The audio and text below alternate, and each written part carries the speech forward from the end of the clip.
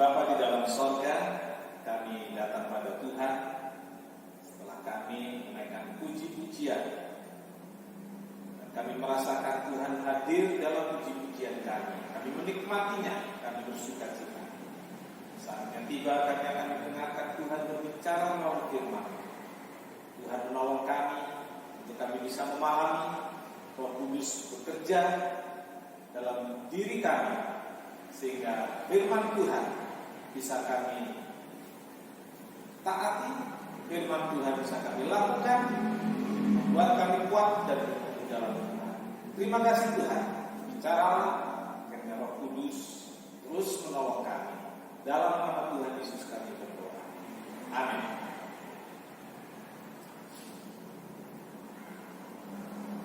Selamat pagi Bapak Ibu, saudara-saudara kekasih dalam Tuhan. Apa kabar? Semuanya baik? Haleluya, puji nama Tuhan. Saya yakin tengah-tengah pandemi yang masih terus bergejolak, kita semua mendapatkan pertolongan Tuhan, dikuatkan oleh Tuhan, dan kita semua sehat karena berkat kemurahan Tuhan. Puji nama Tuhan. Hari ini saudara, kita mendengarkan kembali khotbah tentang tanah Goshen. Dibedakan oleh Allah. Satu tempat yang dikhususkan oleh Allah, berbeda dengan tempat yang lain. Itulah tanah Goshen. Dibedakan oleh Allah bagian keempat. Kali ini kita akan berbicara tentang cara hidup yang berbeda. Dibedakan karena Israel mempunyai cara hidup yang berbeda. Keluaran 8 ayat 20 sampai 23. Saya akan bacakan demikian firman Tuhan. Berfirmanlah Tuhan kepada Musa, bangunlah pagi-pagi dan berdirilah menantikan Firaun pada waktu biasanya ia keluar ke sungai, dan katakanlah kepadanya, beginilah firman Tuhan, biarkanlah umatku pergi, supaya mereka beribadah kepadamu. Sebab jika engkau tidak membiarkan umatku pergi, maka aku akan melepaskan tikam terhadap engkau, terhadap pegawai-pegawai, rakyat dan rumah-rumahmu, sehingga rumah-rumah orang Mesir, bahkan tanah di mana mereka berdiri akan penuh dengan ikan. Tetapi pada hari itu, aku akan mengecualikan tanah Goshen di mana umat tinggal, sehingga di sana tidak ada terdapat ikan, supaya engkau mengetahui bahwa aku Tuhan ada di negeri ini. Sebab aku akan mengadakan perbedaan antara umatku dan bangsa. Besok tanda mujizat ini akan terjadi. Amin. Berbahagialah setiap orang yang telah membaca, melakukan, dan mendengarkan firman Tuhan. Tuhan Yesus memberkati. Saudara itu, satu kalimat dalam ayat ini, ayat 22. Tetapi pada hari itu aku akan mengecualikan tanah Goshen, yang mengecualikan tanah Goshen. Pada hari itu aku akan membedakan tanah Goshen. Seperti apa dibedakannya? Di Israel aman, tetapi saudara itu di tanah-tanah orang Mesir tinggal, di rumah-rumah orang Mesir akan mengalami begitu banyaknya lalat ikan. Nah, saudara itu antara bangsa Israel dan bangsa Mesir makin nyata dan jelas perbedaannya dalam kehidupan sehari-hari, yaitu dari cara hidup mereka, cara hidup sehari-hari, keseharian mereka itu beda. Dan di sini saudara itu Allah memproteksi tanah Goshen. Allah melindungi tanah Goshen karena di sana ada satu bangsa kepunyaan Allah. Tentu Allah ingin melestarikan bukan hanya Israel sebagai satu bangsa, Tetapi Tuhan Allah ingin melindungi, memproteksi dan melestarikan jati diri bangsa Israel sebagai satu bangsa. Jangan sampai saudara, Israel sebagai satu bangsa tetap ada, tetapi berbagai hal yang menjadi ciri khas dalam kehidupan orang Israel, dalam hubungan Israel dengan Tuhan, itu tidak ada lagi. Hilang. Allah tidak ingin. Jadi jangan sampai Israel sebagai satu bangsa tetap ada, tetapi ciri khas yang membedakan Israel dengan Mesir, dengan orang-orang Mesir yang bukan milik Allah, itu hilang. Saudaraku, cara hidup bangsa Israel yang berbeda tetap dijaga. Cara hidup sebagai bangsa milik Allah yang beda dari bangsa-bangsa lain itu tetap dilestarikan. Puji nama Tuhan. Saudara, sebagai orang percaya, saat ini kita berada dalam dunia ini. Secara teritorial, kita tidak eksklusif seperti Israel yang dikhususkan tinggal di tanah Goshen. Kita hidup membaur, kita hidup campur, kita hidup bergaul dan hidup bersama-sama dengan orang-orang yang tidak percaya Tuhan di wilayah yang sama, di sekolah yang sama, di pekerjaan yang sama, di tempat dagang yang sama, bersama-sama di wilayah yang sama dengan orang-orang lain yang bukan Kristen. Lalu saudara, apa yang membedakan? Apa sih yang membedakan Anda dan saya dengan mereka yang tidak seiman, yang tidak sekepercayaan dengan kita? Apa yang membedakan? Ini saudara, dengarkan baik-baik. Yang membedakan adalah cara hidup. Ya. Cara hidup yang berbeda. Saudara-saudaraku, ada perbedaan cara hidup antara orang Israel dengan orang Mesir. Ini bagian pertama. Cara hidup orang Israel kita akan lihat.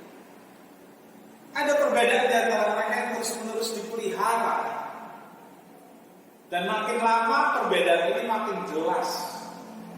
Dan perbedaan ini menjadi ciri khas orang Israel tersendiri, ciri khas hidup orang Mesir tersendiri.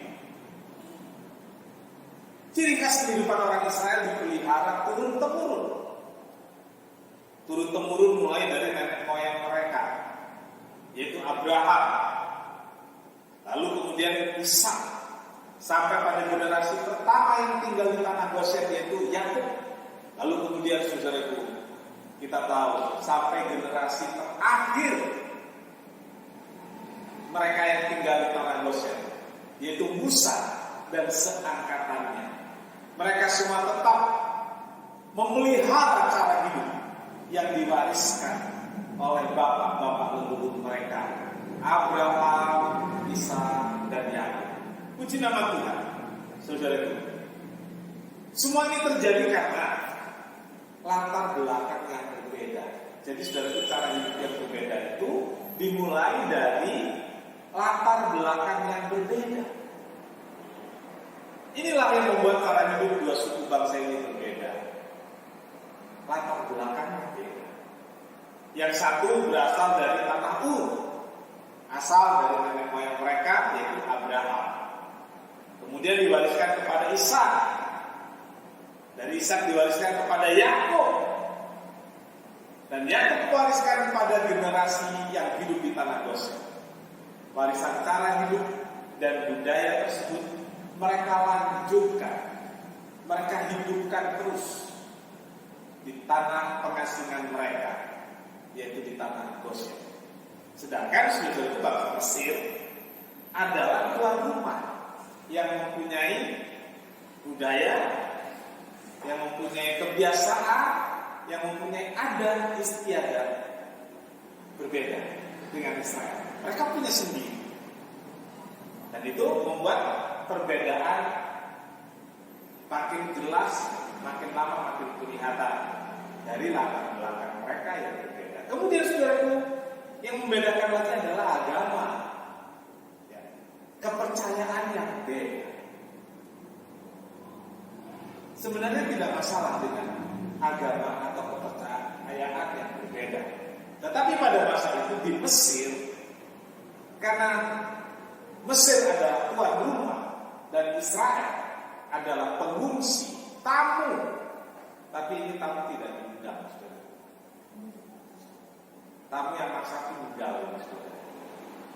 Sehingga perbedaan itu sengaja diperjelas. Karena perbedaan kepercayaan. Saat itu memang belum ada nama khusus bagi satu kepercayaan seperti sekarang ini sebagai satu nama dari agama. Ya, kita mengenal ada agama-agama di dunia, di Indonesia diakui beberapa agama, itu nama agama. Dulu belum ada begitu jelas, tetapi mereka punya kepercayaan yang diwarisi oleh mereka secara turun-temurun. Mereka mempercayai Allah yang disembah oleh Abraham. Israel mewarisi kepercayaan kepada Allah yang disembah oleh Ishak dan juga oleh Yakub. Karena itu di Perjanjian Lama disebut Allah Abraham, Allahnya Ishak, Allahnya Yakub. Orang Mesir juga mempunyai kepercayaan sendiri yang diyakini bisa menolong mereka, yang disembah sebagai yang maha tinggi dengan sebutan-sebutan yang tentu berbeda dengan yang dipercaya oleh orang Israel. Orang Mesir percaya kepada dewa, percaya kepada berhala, patung-patung yang disembah, itulah berhala. Lalu orang Mesir juga mempercayai ahli perdukunan, tukang sihir. Ini rupanya sudah sejak zaman dulu hal ini ada, sampai hari ini masih ada. Sekarang kita mengenal tukang santet, kita mengenal perdukunan seperti itu. Itu diwarisi dari nenek moyang juga. Bukan nenek moyang siapa tadi ya. Nah, di sini sudah orang Mesir punya kepercayaan beda dengan orang Israel. Jadi kepercayaan mereka beda.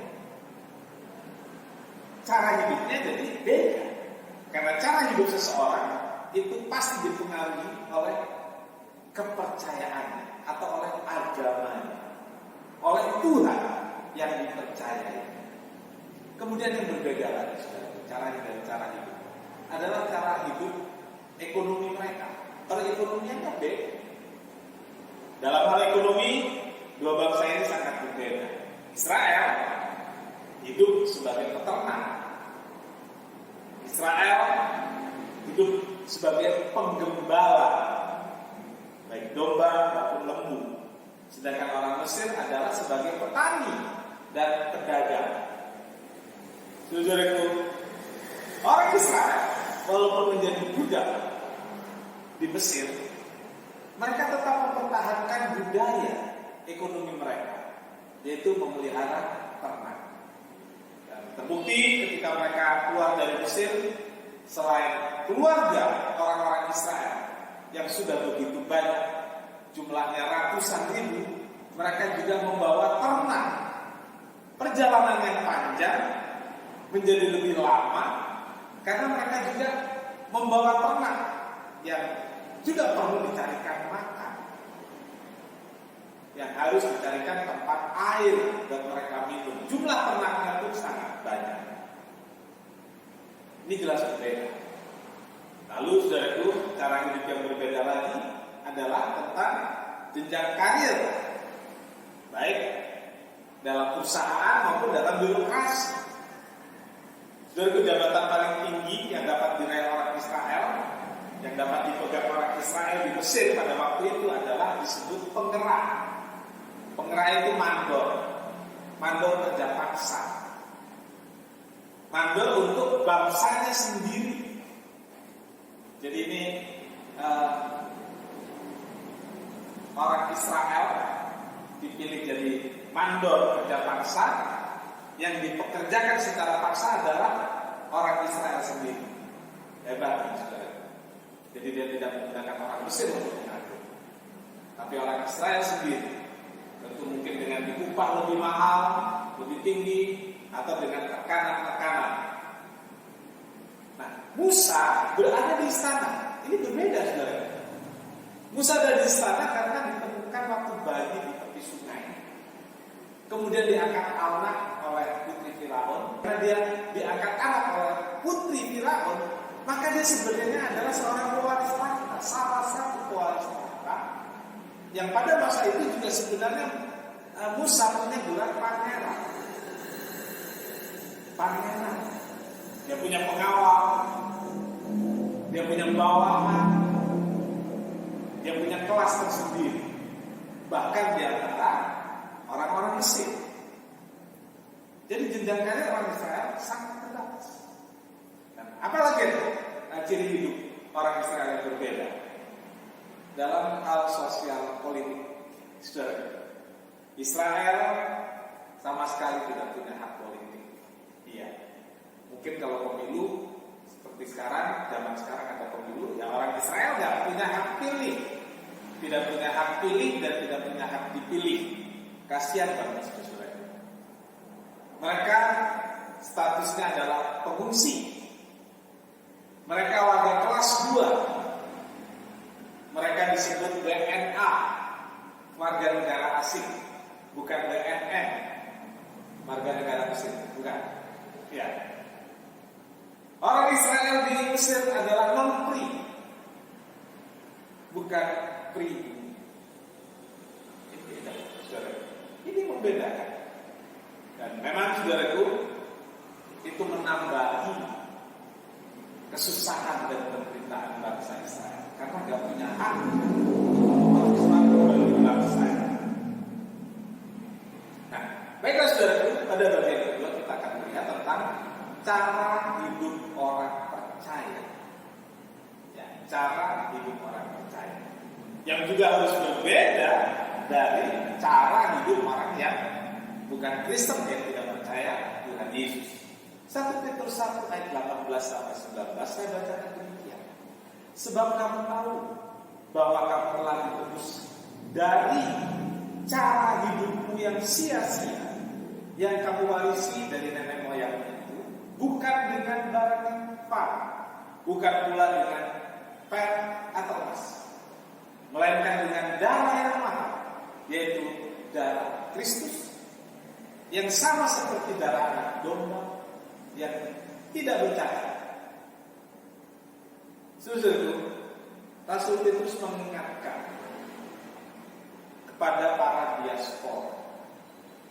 Diaspora itu adalah orang-orang Israel yang percaya Tuhan Yesus, kemudian mereka tersebar ke berbagai tempat.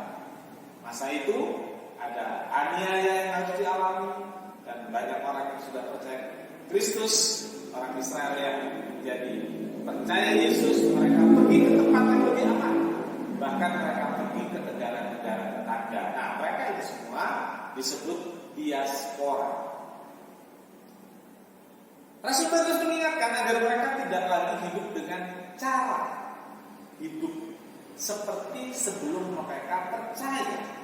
Alkitab mengatakan kamu telah ditebus dari cara hidupmu yang sia-sia yang kamu warisi dari nenek moyang. Apa yang diwariskan dari nenek moyang mereka itu? Yaitu mereka hidup mempercayai Taurat, hukum-hukum Taurat. Mereka percaya itu. Nah, kemudian saudaraku, sekarang mereka terima Yesus. Sedangkan Yesus datang untuk menggenapkan Taurat. Setelah menjadi Kristen, orang Israel tidak boleh lagi melakukan hukum Taurat. Itu kepercayaan yang diwariskan oleh nenek moyang mereka. Dan jika melakukan itu, jika melakukan Taurat, itu sia-sia, enggak ada gunanya. Saudaraku, Taurat adalah warisan dari nenek moyang yang selesai ketika Tuhan Yesus mati di atas salib, yang selesai ketika Tuhan Yesus mati, bangkit, dan naik ke surga. Saudaraku, orang Kristen harus hidup dengan cara yang baru, hidup dengan cara perjanjian baru, hidup dengan anugerah. Saudaraku, cara hidup yang sia-sia harus ditinggalkan. Cara hidup lama itu yang harus ditinggalkan. Kebiasaan sebelum menjadi percaya, karakter yang belum diubahkan, bisa membentuk cara hidup yang sia-sia jika tidak diubah. Karena setelah kita menjadi Kristen, ada gaya hidup yang baru, ya, ada cara hidup yang baru. Sehingga kalau kita mempertahankan yang lama sia-sia. Kita harus buang, kita harus tinggal. Jangan karakter lama, jangan kebiasaan lama itu menguasai hidup. Milikilah cara hidup yang baru. Milikilah cara hidup yang baru di dalam Kristus. Sifat yang baru, kebiasaan yang baru, karakter yang baru. Itulah yang harus kita miliki.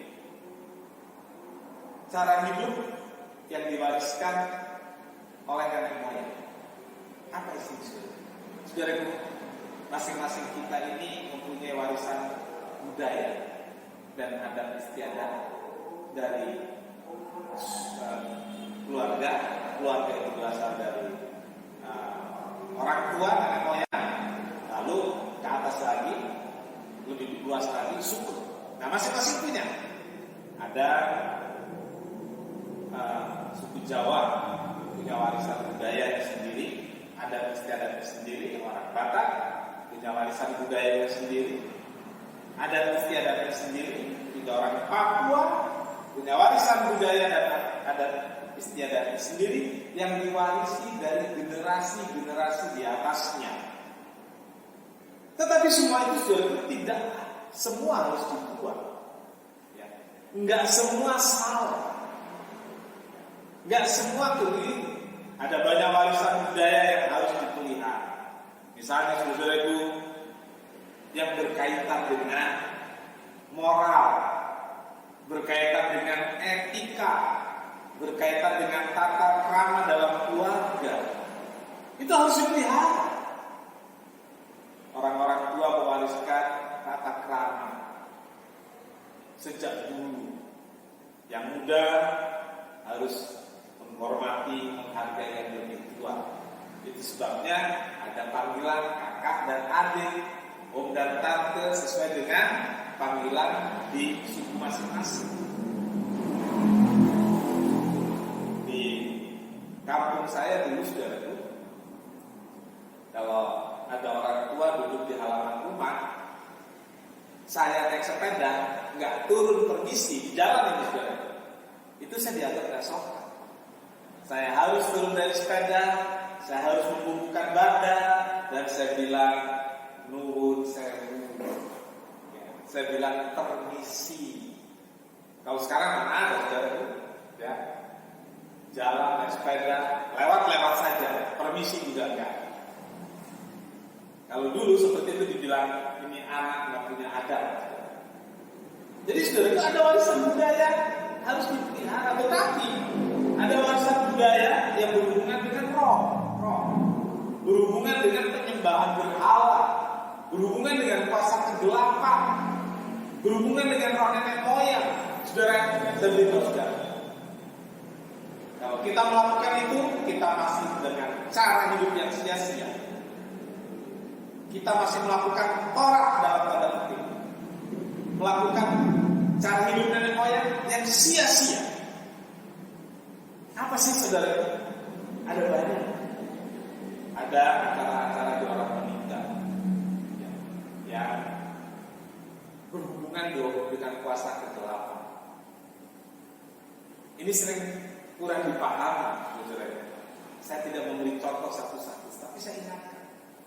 Kita semua sudah dewasa dalam Kristus, tahu mana yang berhubungan dengan kuasa kegelapan, berhubungan dengan nenek moyang, roh nenek moyang. mana yang memang itu merupakan budaya yang harus kita lakukan. Dalam pernikahan, seringkali kita masuk ke dalam ritual-ritual yang berhubungan dengan roh-roh nenek moyang, cara hidup yang sia-sia. Ya. Pindah rumah, seringkali kita juga punya ritual-ritual yang berhubungan dengan roh-roh nenek moyang, dengan penyembahan berhala tanpa kita sadari kita melakukan itu semua. Mari saudaraku, tinggalkan itu semua, karena kita harus punya cara hidup yang berbeda. Pengaruh lingkungan atau pergaulan yang salah ini membuat cara hidup kita bisa kabur. Udah, ada banyak cara hidup yang sia-sia dan tidak berguna di sekitar kita, juga dalam pergaulan kita sehari-hari. Kita harus punya filter agar kita dapat menyeleksi mana yang baik dan mana yang buruk. Kita harus bisa memilih dan memilah sehingga kita bisa mengambil yang baik untuk kita. Pada bagian ketiga, saudaraku, tentang hidup orang percaya harus memiliki cara hidup yang berbeda. Seperti tadi saya katakan, beda itu tidak sama. Beda itu bukan berarti aneh atau nyeleneh. Orang Kristen harus memiliki cara hidup yang berbeda. Cara hidup yang baru, cara hidup yang memuliakan Allah. Beda itu kan tidak sama. Tapi jangan berpikir karena beda kita menjadi orang yang lebih suci. Jangan berpikir karena kita berbeda kita menjadi orang yang lebih benar. Tidak, saudara. Kita hanya menunjukkan bahwa kita adalah pengikut Kristus. Kita hanya mewujudkan sebagai orang Kristen, kita harus memuliakan Allah. Efesus 4 ayat 23 sampai 24. Efesus 4 ayat 23 sampai 24. Supaya kamu dibaharui di dalam roh dan pikiran dan mengenakan manusia baru yang telah diciptakan menurut kehendak Allah di dalam kebenaran dan kekudusan yang sesungguhnya. Saudaraku, menjadi manusia baru yang diperbaharui dalam roh dan pikiran oleh firman dan Roh Kudus. Roh yang membaharui hidup kita, firman yang membaharui hidup kita, ini yang membuat kita orang Kristen menjadi beda. Sehingga hidup kita yang beda itu menjadi terang. Dan terang itu, saudaraku, semakin nyata jika kita berada di tempat yang gelap. Dunia sekarang ini sedang dalam kegelapan. Kegelapan moral, kegelapan etika, dan sekarang kegelapan karena pandemi. Sebagai manusia yang telah dibaharui, kita jadi terang yang menyala di tengah-tengah dunia yang gelap ini. Cara hidup yang berbeda, cara hidup yang memuliakan Tuhan, cara hidup yang menjadi terang bagi lingkungan, cara hidup yang memuliakan Tuhan. Amin. Tuhan Yesus memberkati. Kita berdoa. Bapa di dalam surga, terima kasih buat firman Tuhan. Kiranya Roh Kudus menolong kami, Roh Kudus membantu kami untuk bisa kuat dalam melakukan firman Tuhan, sehingga ada perbedaan yang jelas antara kami sebagai orang percaya dengan mereka yang tidak percaya. Ada perbedaan yang membuat orang lain melihat terang Yesus Tuhan ada di dalam kami. Kami memancarkan cahaya kemuliaan Allah. Itulah yang membedakan. Terima kasih Tuhan, terima kasih. Berkati seluruh jemaat yang mengikuti ibadahnya. Berkati rumah tangganya, jaga kesehatannya. Kami berdoa, bersyukur untuk negara kami Indonesia yang pada tanggal 17 Agustus tahun ini merayakan ulang tahun yang ke-76. Tuhan Yesus, berkatilah negara kami, tolonglah negara kami lepas dari pandemi ini, sehingga kami benar-benar merdeka. Kami benar-benar bebas dari belenggu pandemi. Sama seperti orang Israel yang bebas merdeka dari perbudakan. Kami juga bebas dari perbudakan pandemi. Berkati pemerintahan, berkati tenaga medis, berkati orang-orang yang terlibat dalam menangani pandemi COVID-19.